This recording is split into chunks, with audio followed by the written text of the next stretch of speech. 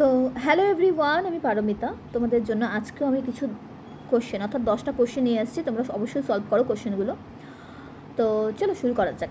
1 নম্বর বলছে, সাচার কমিটি রিপোর্টে প্রধানত কোন মানুষজনদের ওপর গুরুত্ব দেওয়া হয়েছে?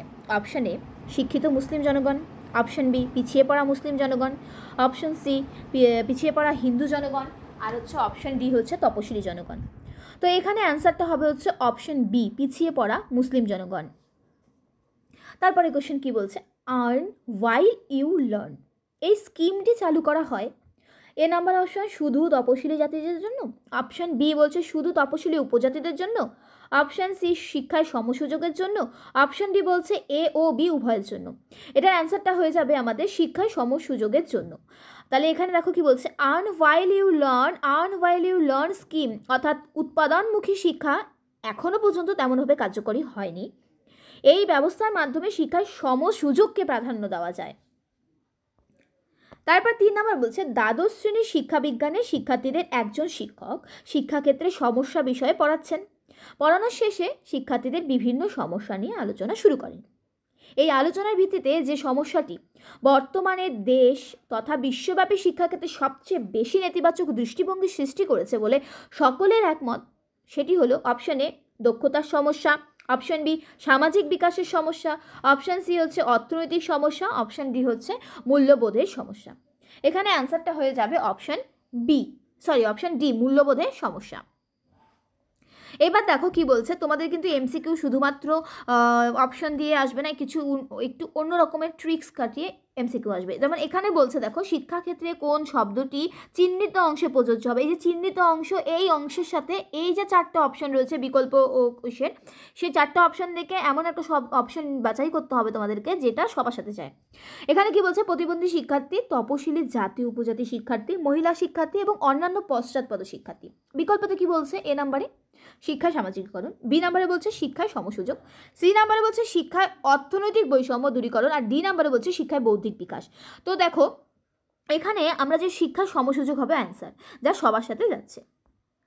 এই পরের প্রশ্ন কি বলছে, বিবেকানন্দের মতে একজন শিক্ষকের থাকবে অপশান এ জ্ঞানের প্রতি তৃষ্ণা, অপশান বি অধ্যাবসায়, অপশান সি বাক্যে ও কর্মে পবিত্রতা, আর অপশান ডি বলছে ধ্যান। তো এখানে উত্তরটা হয়ে যাবে বাক্যে ও কর্মে পবিত্রতা। তারপরে কি বলছে দেখো, রুশোর মতে শিক্ষণ পদ্ধতির মূল সূত্র হলো কাজের মাধ্যমে শেখা, মানে শিক্ষা জানার মাধ্যমে শিক্ষা, অভিজ্ঞতার মাধ্যমে শেখা, না বি ও সি উভয়। এখানে অ্যান্সারটা হয়ে যাবে আমাদের হচ্ছে অভিজ্ঞতার মাধ্যমে শেখা। তারপর বলছে ল্যাবরেটরি স্কুল স্থাপন করেছিলেন, option A Rousseau, option B হচ্ছে Froebel, option C Montessori, option D Dewey. অ্যান্সারটা হবে এখানে ডিউই কিন্তু 1901 সালে ল্যাবরেটরি স্কুল প্রতিষ্ঠা করে। তারপরে প্রশ্নে বলছে যে গান্ধীজি ড্যাশ বিদ্যালয় প্রতিষ্ঠাতা, option A Montessori, option B বুনিয়াদি, option C kindergarten, option D nursery. অ্যান্সারটা হয়ে যাবে বুনিয়াদি শিক্ষা অর্থাৎ বিদ্যালয় প্রতিষ্ঠাতা। 1937 সালে গান্ধীজি কিন্তু বুনিয়াদি শিক্ষা ব্যবস্থা প্রতিষ্ঠা করেন। এবার দেখো 4টা স্তম্ভ বাম দিকের সাথে ডান দিক মেলাতে হবে। অপশন বাম দিকের মধ্যে কি বলছে, এ নাম্বারে রুশো, বি নাম্বারে বলছে রবীন্দ্রনাথ, সি নাম্বারে বলছে মহাত্মা গান্ধী, ডি নাম্বারে বলছে জন ডিউই। একটু লেখাটা ঝাপসা আছে, তোমরা একটুখানি বুঝে নিও। ডান স্তম্ভে রয়েছে 1 নম্বরে মাই এক্সপেরিমেন্ট উইথ দ্য ট্রুথ, 2 নম্বরে বলছে রিলিজিয়ন অফ ম্যান, 3 নম্বরে বলছে ডেমোক্রেসি অ্যান্ড এডুকেশন, আর 4 নম্বরে বলছে এমিলি বা এমিল, যেটাই বলো না কেন। তো এখানে রুশোর সাথে যাবে এমিল 4 নাম্বার, রবীন্দ্রনাথের হচ্ছে রিলিজিয়ন অফ ম্যান, আর হচ্ছে সি নাম্বারে মহাত্মা গান্ধী হয়ে যাবে আমাদের মাই এক্সপেরিমেন্ট উইথ ট্রুথ, আর ডি নাম্বার জন ডিউই হয়ে যাবে আমাদের ডেমোক্রেসি অ্যান্ড এডুকেশন। তাহলে উত্তরটা কীরকম হবে, A4, B2, C1 আর ডি হচ্ছে আমাদের 3। চলো পরের কোশ্চেন। এখানে দেখো ওই একই কোশ্চেন মার্কের মধ্যে কোন অপশানটা বসবে। স্বাধীনতা, প্রকৃতির সঙ্গে সক্রিয় সংযোগ, সৃজনশীলতার মাধ্যমে আত্মপ্রকাশ। এই যে কোশ্চেন মার্ক দিয়ে দিয়েছে, এই কোশ্চেন মার্কের অপশানটা হবে হচ্ছে রবীন্দ্রনাথের শিক্ষণ পদ্ধতি। কেন হবে আমি তোমাদের বলি। রবীন্দ্রনাথ অবশ্যই স্বাধীনতায় বিশ্বাসী ছিলেন। রবীন্দ্রনাথ মনে করতেন যে সৃজনশীলতার মাধ্যমে শিক্ষার্থীরা বিভিন্ন কাজ শিখলে ভালো হবে ব্যাপারটা।